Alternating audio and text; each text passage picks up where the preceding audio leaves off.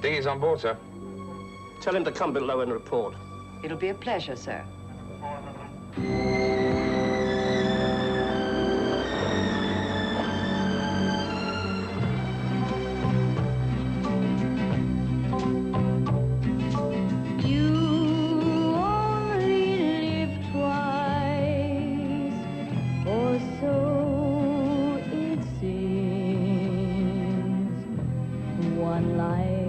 For yourself and one for your dreams. You drift through the years and life seems tame, till one dream appears and love is its name.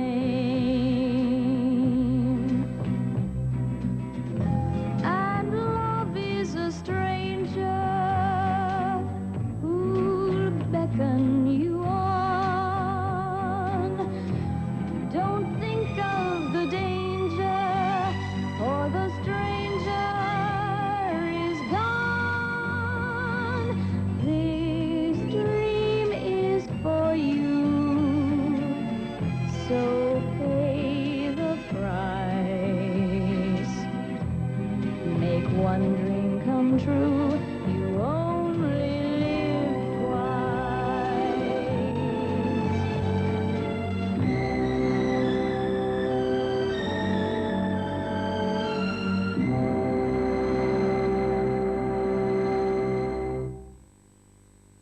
She waits. For a moment, blind rage seized him. "I'll kill you, Bond," he said. The blast seemed enough to wake all Jamaica. A splash and a terrible commotion in the water. They're all riddled with voodoo, Bond cursed. Now only the zombie was left. He knew he was in the thick of it again. Yes, Ian Fleming's hero steps aside to allow us to bring you tonight's news in a moment.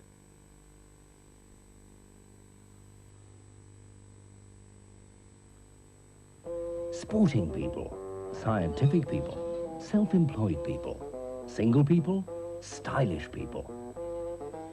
People who are looking for a sound investment performance, whether it's in unit trusts or for their pension so they can enjoy their retirement. In fact, all sorts of sensible people come to Save and Prosper. Save and Prosper, the investment house. You'll feel at home here.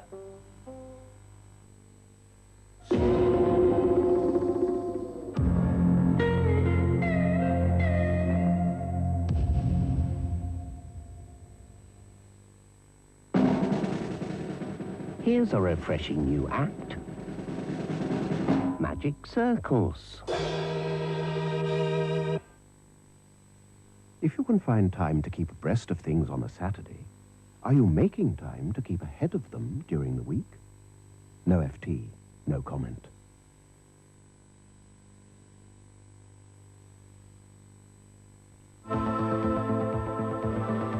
Next Sunday, keep up with all the goings-on at Sun Hill with our omnibus edition of The Bill at 2 o'clock. Later, at 5:35, keep an eye on the regulars at the Rover's Return in Coronation Street's omnibus edition. Join TVS next Sunday afternoon. A mystery. Dead. I'm going to tell you just how I arrived at the truth in this matter. Poirot, tomorrow 8:45 on TVS. Over on Channel 4 in a moment, there's the first film in the new season of work by the acclaimed Russian director Andrei Tarkovsky. Here on TVS, in 20 minutes, a tale of the unexpected is told after the news. The news from ITV. American helicopters rescue bulk carrier crew minutes from disaster. All British 757s are checked, but no faults found so far. Desert Orchid, the punter's favorite, does it again. And Tyson says he's fit and ready for Bruno. Good evening. 32 people stranded on board a crippled ship in the Atlantic were rescued today just minutes from disaster. The pilot of one of the helicopters, who battled gale force winds to winch them to safety, said they wouldn't have lasted much longer. Captain David Freeman said it was his toughest ever mission. 2 giant American helicopters flew non-stop from their base in Woodbridge, Suffolk. They refueled in mid-air before reaching the 42,000-ton bulk carrier Yarrawanga as it struggled in heavy seas off the Irish coast. It was just after dark when the 2 rescue helicopters arrived at Shannon Airport. On board, the mostly Filipino crew of the stricken bulk carrier. Some smiling, others shocked and bewildered, all grateful to be alive. Few of them spoke English. Their German captain had been told by his employers to say nothing. Their ship had been adrift for 48 hours, its hull ripped open by mountainous seas and winds of 90 miles an hour. It was only when it drifted within 300 miles of the Irish coast that American helicopters from Woodbridge in Suffolk could make an attempt to reach it. Refueled in the air by a Hercules transport and backed up by RAF Nimrods, they finally plucked the seamen to safety, the operation hampered by 30-foot waves. Back at Shannon, air traffic controllers were finally told that all the crewmen were safe and amazingly uninjured. Later, the helicopter crews described the rescue. There was a huge hole on the port side that I think was about 150 square meters. The water was just flowing in and out. The ship was listing over and just rolling with the waves incredibly. I mean, completely out of control. Did you have great difficulty in lifting the crew from the deck? It wasn't easy. It was as tough as I've ever done. Well, with the damage that was done to the ship, it was only a matter of time before it did go down. So we had to get them off. The crew of the Yarrawanga were taken to a hotel at Limerick to recover from their ordeal. Meanwhile, the Yarrawanga is still drifting in heavy seas. She's expected to sink during the night. Graham Bowd, ITN, Shannon. British Airways safety engineers are working through the night to inspect their fleet of Boeing 757s. The checks were ordered by the Civil Aviation Authority after American inspectors found faulty wiring in the fire alarm systems on 2 757s. British Airways have 31, the 15 so far inspected are all safe. Luton-based Monarch are checking their 7 jets tonight. Air Europe, who have 4 757s, and Air 2000, who have 2, will both complete their checks before the CAA's 72-hour deadline expires. As soon as passengers disembark from this incoming Geneva flight at Luton tonight, airline maintenance engineers registered with the Civil Aviation Authority got to work. The 4 British airlines flying the suspect 757s are required by the CAA to conduct tests on all fire control systems by Monday night. The tests include the cockpit warning lights, ensuring the extinguisher controls relate to the warning indicators from the correct part of the plane. Also tests on the wiring circuits connecting the controls to the cylinders of inert gas, which would be released if fire broke out. The faults discovered by the US authorities were on the wiring circuits for the cargo hold extinguishers.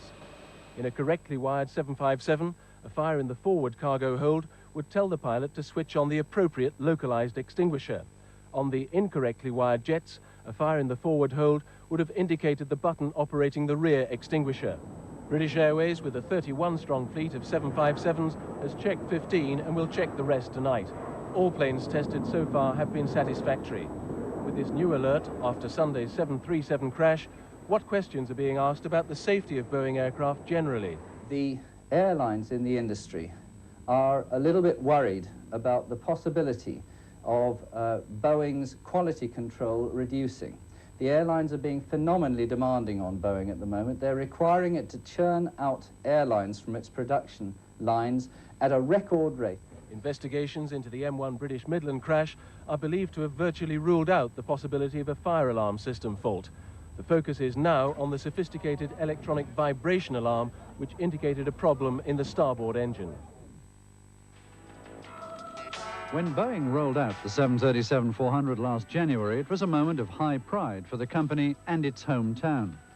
But in Seattle last night, local TV cleared the schedules for a special program raising questions about the hometown company that's always had a name for quality and reliability. Tonight, a look at the 737. Is this dream plane in trouble? Is there really danger in the skies? In the 12 months before the 737 British Midland crash, airlines had been raising questions with Boeing about safety systems in other aircraft. Japanese airlines found problems in the fire detection system in a new 747, and a total of 12 new 767s were found to have faulty systems. Boeing insists that all those problems have now been eliminated. Last year, British Airways joined the complainers, writing to Boeing to list a catalogue of problems from basic design, production, planning and tooling, even plain shoddy workmanship. Basically saying, okay, look, you know, you've told us you're going to build good airplanes. We're still finding problems. What are you doing to fix them? Boeing insists that last year's complaints from British Airways and others have all been dealt with and have no bearing on last Sunday's crash. They say that their 97,000 workers here, who are among the best in the business, have a very personal stake in the safety and quality of the aircraft they build. We're very proud of the aircraft we build because, you know, we might be flying on it someday, or our loved ones. And despite the problems, most experts agree that the modern jet plane is still among the safest ways to travel. Ken Rees, ITN, Seattle. Israel has attacked Britain's first ministerial-level meeting with the PLO as unwelcome international interference. But Foreign Office Minister Mr. William Waldegrave said Israel should recognize that the Palestinian leader Yasser Arafat is now following the road of peace. Behind PLO elation at the meeting was a major breakthrough befitting a lavish Arab-style banquet for the British guest of honor. There was some serious straight-talking. Mr. Waldegrave didn't mince his words, emphasizing there should be no PLO backsliding, and through the meeting challenged Israel to make a courageous step towards peace. The fact that it represents a major development of policy by the British government, I hope, will be seen by people who are willing to see anything in Israel, but if they do not change, they will be left behind. It is a very important year, and we hope that all of us will coordinate for the sake of achieving real peace.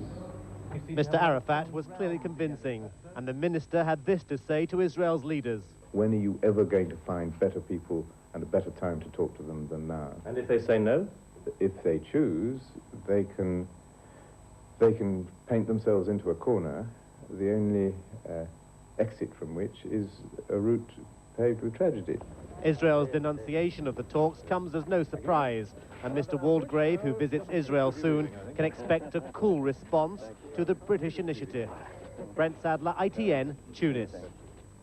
The sister of the man who claimed he and 5 others were rescued from a basement 35 days after the Armenian earthquake says he made up the whole story. Aikaz Apkian was driven to hospital by his sister. She says he lied to get good medical treatment. Pregnant women are tonight being warned to avoid eating unpasteurized soft cheeses after a newborn baby died from a listeria infection. Doctors believe the infection was passed on by the mother after eating goat's cheese bought in France. The 29-year-old woman was admitted to King's College Hospital in South London after developing flu-like symptoms.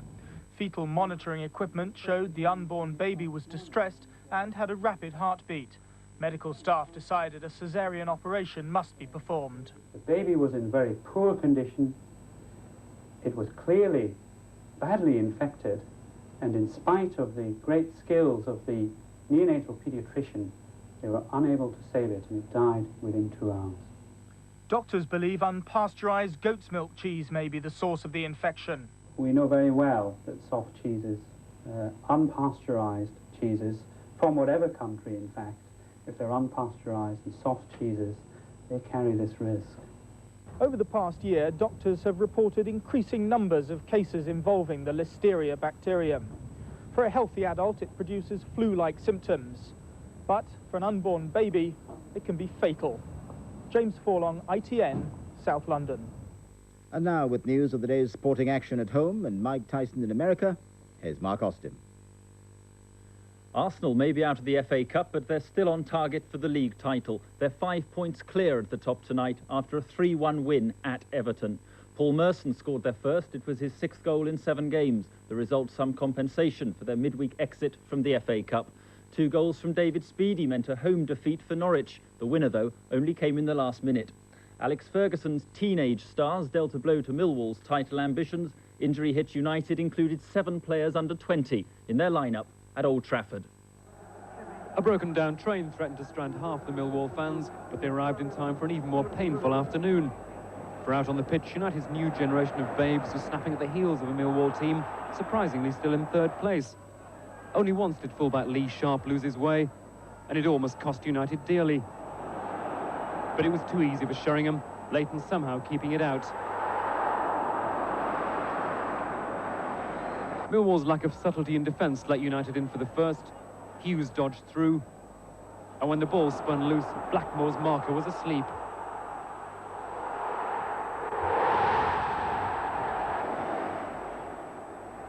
United were off the leash now, and Millwall simply couldn't cope. Ralph Milne, a youngster on one wing, crossed deep for 20-year-old Gill on the other.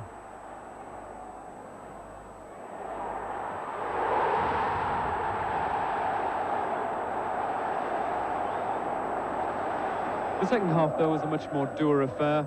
Millwall sharpened up, came out battling, and threw everything but the ball at Leighton. But United aren't just a team of teenage prodigies. Old boy Mark Hughes cracked in the third.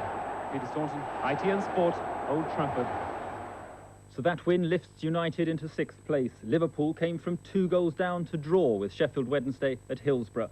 Scottish international Derek Ferguson scored both goals in the win at Aberdeen that keeps Rangers top of the Premier Division. The extraordinary grey Desert Orchid has pulled off one of his most courageous victories.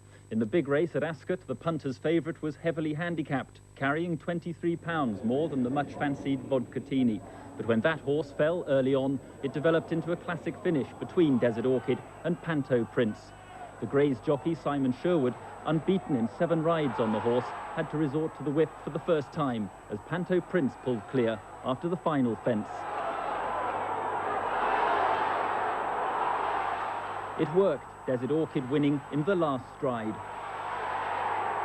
Loud cheers for the winner, but the trainer's still not saying if he'll run Desert Orchid in the Gold Cup.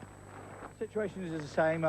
We'll play it by ear, and near the time, I'm sure we'll make a decision. As soon as we made a decision, we'll tell you. But so the starting prices today: first Desert Orchid, 6-4 favourite; second Panto Prince, 3-1; and third Ida's Delight, 66-1. Scotland's Jockey Wilson is the new World Darts champion. He beat 5-times winner Eric Bristow by 6-4 in one of the most thrilling finals for years. World heavyweight champion Mike Tyson is back in training after his eventful excursion to see his estranged wife, Robin Givens. He's back on speaking terms with her and with the cameraman, and says he's fit enough to beat Frank Bruno. So, turbulent Tyson was back in Las Vegas. He'd slipped away from training for an unannounced trip to Vancouver to visit his estranged wife, Robin Givens. While there, he'd assaulted a TV crew. It all added to the speculation that he may be in no fit emotional state to prepare for his bout against Frank Bruno. But promoter Don King insists there are no question marks over the mental or physical shape of the world champion. It's going to be a good fight. It's going to be a good fight, but this adds more zest to it, more drama, more excitement. Yeah. Pick's bad boy, he's gone again. He's here, he's there, he's everywhere. You're like the Scarlet Pimpernel. You seek him here, you seek him there, you seek him everywhere. But in the meantime, he comes back, and when he works, he works. Do you have any problem with these cameras being here? Are we all happy together now? Oh, hey, look. So how's the training going? Because Bruno is kind of hoping you're not going to be fit enough. I mean, what's the word on that? I feel like about 8 rounds today. I'm feeling good. Great shape. And you're feeling in great shape? Well, not great shape, but I'm in good enough shape to fight. Great shape. So he's friends with the press again, training hard, and driving his newest toy, a Lamborghini pickup truck, price tag $175,000. Ken Reese, ITN, Las Vegas. And that's the way the news looks so far this evening. I'll be back with the lunchtime news tomorrow at 1. Good night.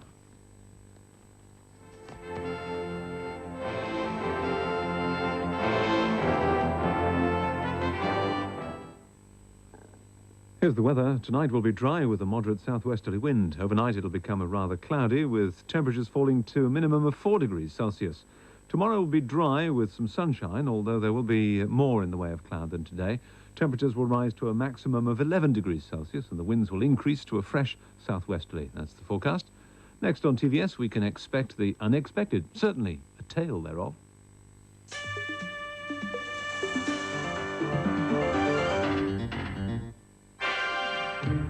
Hill Street was tough. St. Elsewhere had its problems. Stress. Total stress. But when you're 30-something, life just isn't that easy. Fine, still it. Shake 'em, shake 'em. What is going on here? Maybe we're just going our separate ways. It's 12 years of friendship anyway. You guys are disgusting. Life begins at 30-something, Wednesday at 10:15 on Channel 4.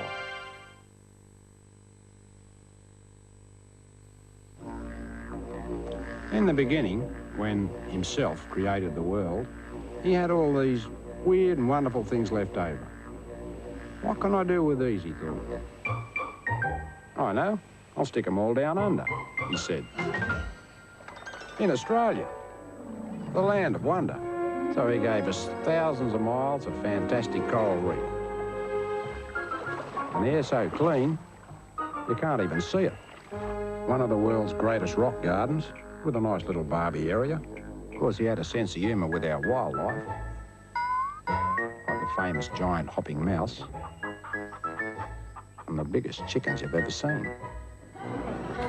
No wonder they call this the lucky country.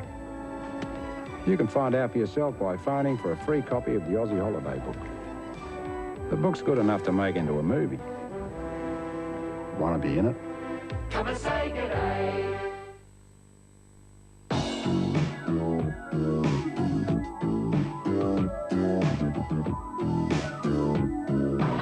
Unfortunately, not everything warms as quickly from a cold start as gas central heating.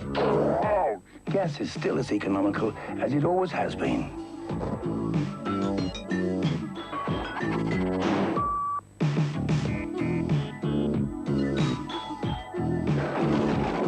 So it's hardly surprising that over 10 million homes would be loath to change. If only everything was as easy to control as gas. Gas, the heat of the moment.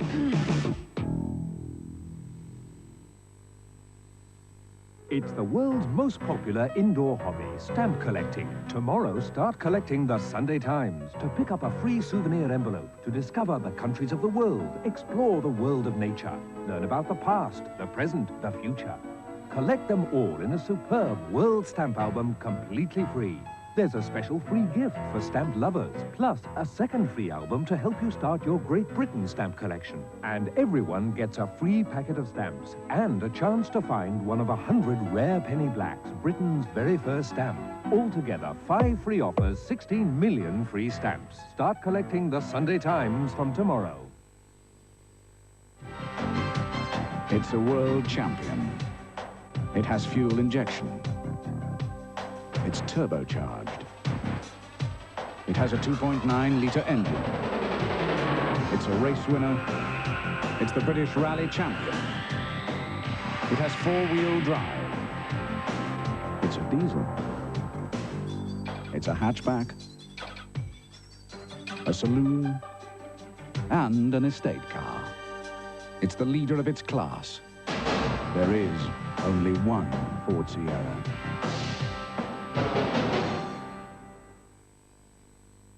What shall I do with all the money people were sweet enough to give me for Christmas? Especially now the interest rates are so high.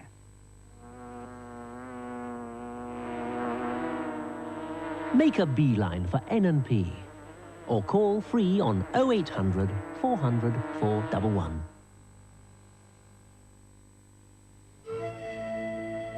On TVS, tomorrow evening's viewing starts with TV's high-tech guessing game. Here's a catchphrase. Another catchphrase later for Poirot at 8:45. I can't believe it. She never mentioned any enemies? Anyone who might bear a grudge against her? Never. I'm going to tell you just how I arrived at the truth in this matter. After the news from ITN, the Bastard's back. I like to keep a record of all my correspondence to help any future biographer. I don't want to disappoint you, Piers, but A, Enid Blyton is dead, and B, this isn't a photocopier, it's a fax machine.